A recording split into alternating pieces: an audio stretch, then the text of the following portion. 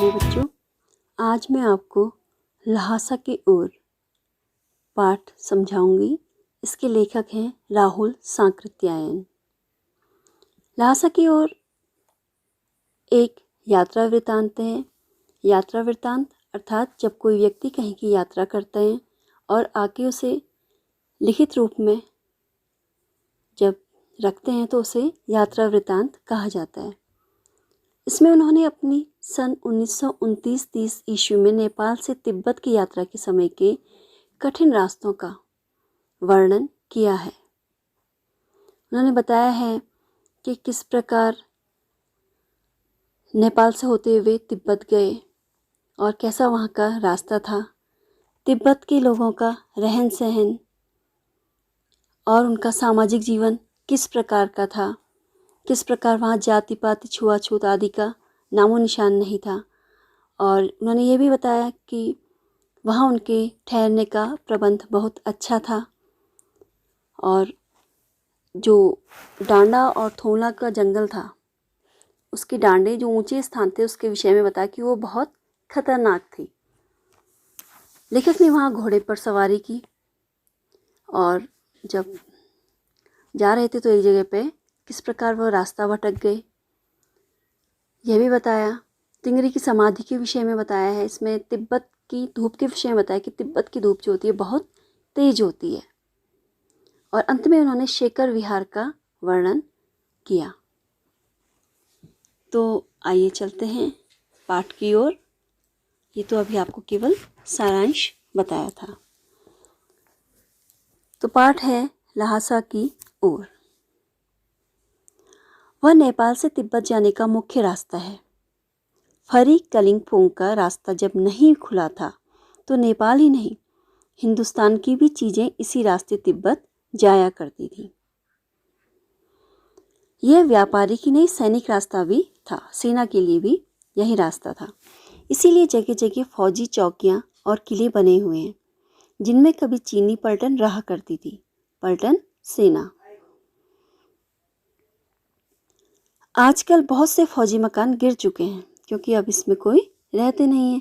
दुर्ग के किसी भाग में जहाँ किसानों ने अपना बसेरा बना लिया है वहाँ घर कुछ आबाद दिखाई पड़ते हैं। आबाद जहाँ कोई रहता हो। ऐसा ही परित्यक्त छोड़ा हुआ एक चीनी किला था। हम वहाँ चाय पीने के लिए ठहरे। लेखक और उनके मित्र सुमति। तिब्बत में यात्रियों के लिए बहुत सी तकलीफें भी हैं और कुछ आराम की बातें भी। तकलीफ यही है कि रास्ते बहुत दुर्गम हैं और आराम क्या है, देखो वहाँ जाति पाति छुआछूत का सवाल ही नहीं है और न ही औरतें पर्दा करती हैं। बहुत निम्न श्रेणी के भिखमंगों को लोग चोरी के डर से घर के भीतर नहीं आने देते, वरना तो आप कह रहे हैं बिल्कुल आराम से किसी के भी घर जा सकते हैं, चाहे आप बिल्कुल अपरिचित उनके परिचय के ना भी हों। तभी घर की बहू या सास को अपनी झोली में से आप चाय दे सकते हैं। उनसे कह सकते हैं कि आपकी चाय, ये जो चाय है उनके आपके लिए वो पका दें। और अगर आप और अच्छी चाय बनाना चाहते हैं कि आपकी चाय बहुत अच्छी बने तो आप जो है मक्खन वगैरह भी उन्हें दे सकते हैं कि ये भी डाल दो।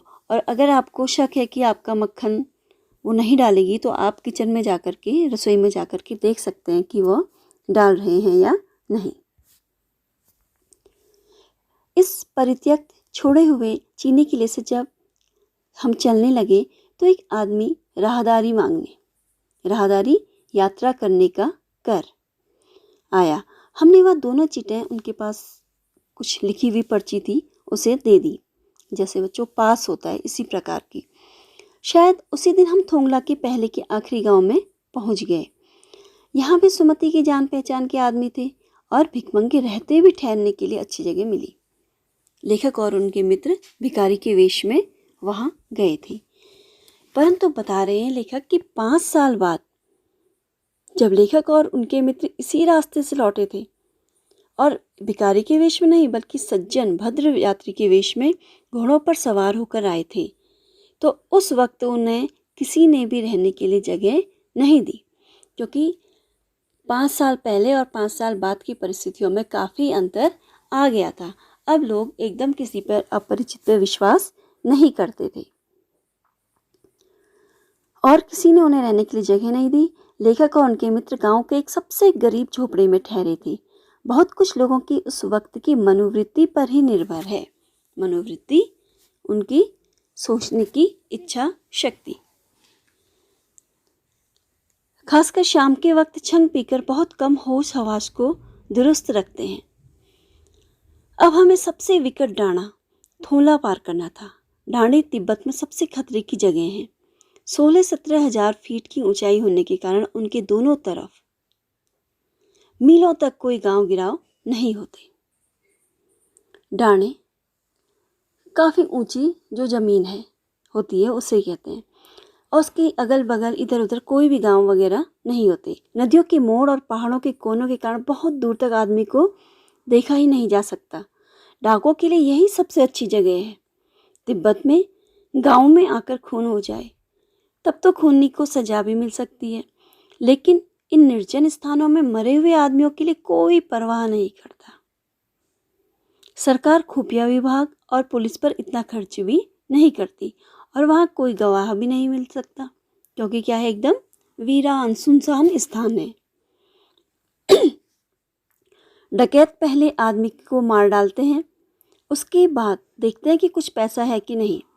हथियार का कानून न रहने के कारण यहाँ लाठी की तरह लोग पिस्तौल बंदूक लिए फिरते हैं। यहाँ हथियार के लिए कोई कानून नहीं है, इसलिए लोग जैसे सामान्य लोग डंडे लिए रहते हैं, यहाँ के लोग पिस्तौल और बंदूक लिए रहते हैं। डाकू अगर जान से न मारे तो उसे खुद अपने प्राणों का खतरा है, क्योंकि जो लोग हैं उनके पास भी तो पिस्तौल और बंदूक है। गांव में हमें मालूम हुआ कि पिछले ही साल थोंगला के पास खून हो गया। शायद खून की हम उतनी परवाह नहीं करते, क्योंकि हम भिखमंगे थे। वो भिखारी के वेश में थे, और जहाँ कहीं उन्हें कोई दिखते तो वो टोपी निकालते और जीभ निकाल करके भिखारी के वेश में थे, भीख मांगने की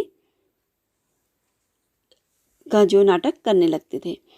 लेकिन पहाड़ की ऊंची चढ़ाई थी, पीठ पर सामान लाद कर कैसे चलते, और अगला पड़ाव 16-17 मील से कम नहीं था। लेखक कहते हैं, मैंने सुमति से कहा कि यहाँ से लंकोर तक के लिए 2 घोड़े ले लेते हैं, सामान भी रख लेंगे और उनमें यात्रा भी पूरी हो जाएगी। दूसरे दिन हम घोड़ों पर सवार होकर ऊपर की ओर चढ़ने लगे। डांडे से पहले एक जगह चाय पी और दोपहर के वक्त डांडे के ऊपर पहुंच गए। हम समुद्र तल से 17-18 हजार फीट ऊंचे खड़े थे।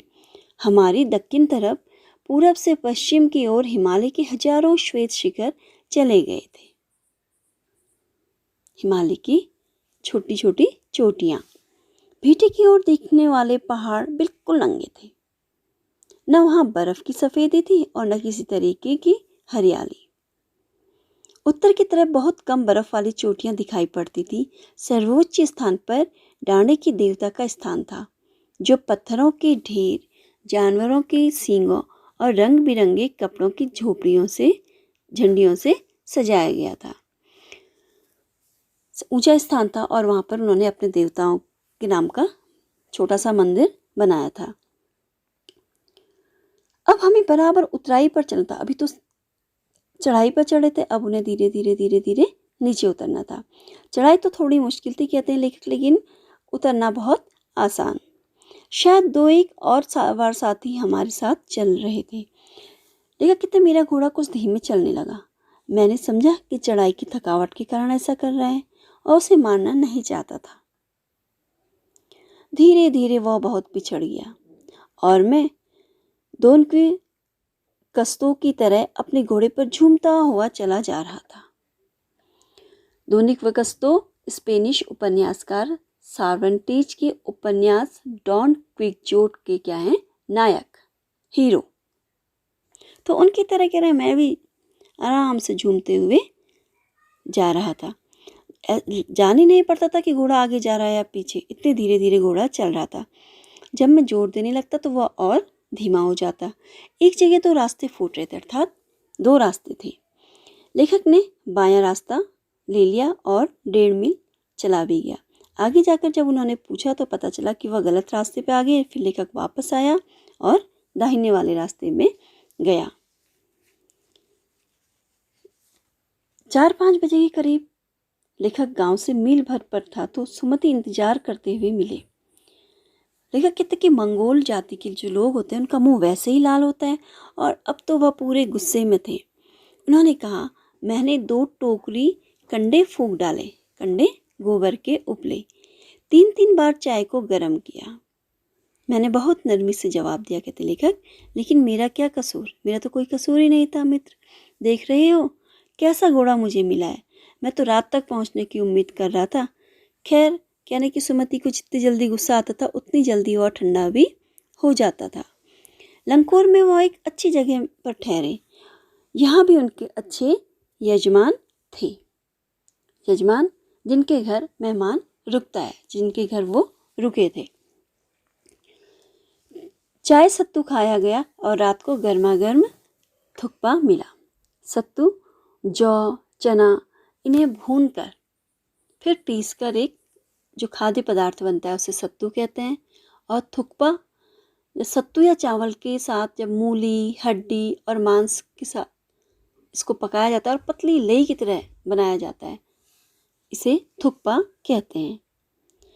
लेखक कहते हैं, हम तिंगरी के विशाल मैदान में थे जो पहाड़ों से घिरा टापू सा मालूम होता था, जिसमें दूर एक छोटी सी पहाड़ी मैदान के भीतर दिखाई पड़ती। उसी पहाड़ी का नाम है तिंगरी समाधि गिरी। गिरी पर्वत, पहाड़। आसपास के गांव में भी सुमति के कितने ही यजमान थे। कपड़े की पतली पतली चिरी बत्तियों के गंडे खत्म नहीं हो सकते थे, क्योंकि बोधगया से लाए कपड़े के खत्म हो जाने पर किसी कपड़े से बोधगया का गंडा बना लेते थे, छोटे छोटे कपड़े के टुकड़े। वह अपने यजमानों के पास जाना चाहते थे। मैंने सोचा यह तो हफ्ता भर उधर ही लगा देंगे। मैंने उनसे कहा कि जिस गांव में ठहरना हो उसमें भले ही गंडे बांट दो, कपड़े के छोटे छोटे टुकड़े, लेकिन आसपास के गांवों में मत जाओ। इसके लिए मैं तुम्हें लहासा पहुंचकर रुपये दे दूंगा। जितना रुपया आप यहाँ कमा सकते हो उतना मैं वहाँ पहुंचकर दे दूंगा। सुमति ने स्वीकार किया। उन्होंने कहा ठीक है। दूसरे दिन लेखक कहते हमने भरिया ढूंढने की कोशिश की, भरिया मजदूर जो भार ढोने वाला, लेकिन कोई न मिला। सवेरे ही चल दिए होते तो अच्छा था, लेकिन अब 10-11 बजे की तेज धूप में चलना पड़ रहा था। देखते तिब्बत की धूप भी बहुत कड़ी मालूम होती है। हालांकि अगर हम थोड़े से मोटे कपड़े से सिर को ढक लें तो गर्मी खत्म हो जाती है। आप 2 बजे सूरज की ओर मुंह करके चले। लेखक को सूरज की ओर मुंह करके चलना था, उनका रास्ता सामने था। तो उनका कहते हैं मस्तक, ललाट तो हमारा, माथा तो धूप से जल रहा था और पीछे की तरफ कंधा बर्फ हो रहा था, अर्थात बहुत ठंडा हो रहा था। फिर हमने पीठ पर अपनी अपनी चीजें ला दी, डंडा हाथ में लिया और चल पड़े। यद्यपि सुमति के परिचित तिंगरी में भी थे, लेकिन वह एक और यजमान से मिलना चाहते थे, इसलिए आदमी मिलने का बहाना बनाकर शेखर विहार की तरफ चलने के लिए कहा। तिब्बत की जमीन बहुत अधिक छोटे बड़े जागीरदारों में बटी है। इन जागीरों का बहुत ज्यादा हिस्सा मठों, विहार इनके हाथों में है। अपनी अपनी जागीर में हर एक जागीरदार उस जागीर का मालिक कुछ खेती खुद भी कराता है, जिसके लिए मजदूर बेगार में मिल जाते हैं। खेती का इंतजाम देखने के लिए वहाँ कोई भिक्षु भेजा जाता है। भिक्षु कोई बौद्ध धर्म का अनुयायी, जो जागीर के आदमियों के लिए राजा से कम नहीं होता। उसे सब लोग राजा के समान सम्मान देते हैं। शेखर की खेती के मुखिया भिक्षु नमसे बड़े भद्र पुरुष थे, सज्जन पुरुष। वो बहुत प्रेम से मिले। हालांकि उस वक्त मेरा भेष ऐसा नहीं था कि उन्हें कुछ भी ख्याल रखना चाहिए था। यहाँ एक अच्छा मंदिर था, जिनमें कंजूर बुद्ध वचन अनुवाद की हस्तलिखित, हाथ से लिखी हुई 103 पोथियां रखी हुई थी, पुस्तकें। मेरा आसन भी वहीं लगा। लेखक को पढ़ने लिखने का बहुत शौक था, इसलिए वो वहीं बैठ गए। वह बड़े मोटे कागज पर अच्छे अक्षरों में लिखी हुई थी जो पुस्तकें थी। एक एक पोथी 15-15 शेर से कम नहीं रही होगी, कह रहे हैं लेखक। सुमति ने फिर आसपास अपने यजमानों के पास जाने के बारे में पूछा।